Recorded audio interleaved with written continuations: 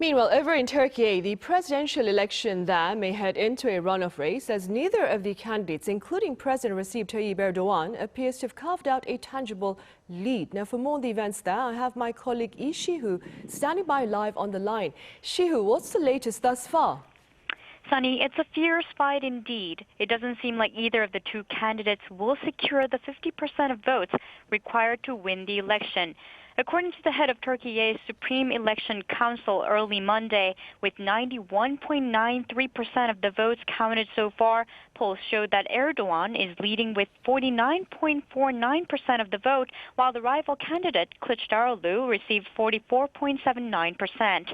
The third candidate, Sinan Ogan, received 5.29% of votes, but according to the latest preliminary election results by the state-run Anadolu News Agency, some 97.95% of the votes have been counted, with Erdogan receiving 49.34% of votes and Kilicdaroglu receiving 44.99%. If neither candidate can secure more than half the votes, there will be a runoff between the top two contenders 2 weeks from now on, May 28th. Right, May 28th, that will be the last Sunday of this month. Meanwhile, Shi-hoo, I understand pundits are making note of the unity among the country's opposition this time around. Could you tell us a bit more? Yes, Sunny, this is the first time that Türkiye's factious opposition has coalesced around a single candidate to face off against Erdogan. Kilicdaroglu, an economist and a politician, represents an election coalition of 6 opposition parties.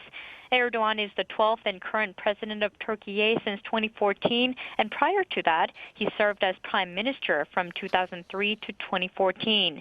Now, these elections come at a critical time, less than 3 months after a vicious earthquake in February killed more than 50,000 people in southern Türkiye and northern Syria. Erdogan has been criticized for botched rescue efforts and lax building controls that his ruling Justice and Development Party presided over for 2 decades.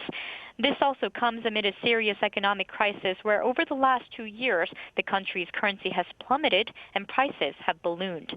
It's expected that if elected, Erdogan will continue to refrain from imposing sanctions on Russia and maintain a friendly relationship with the country.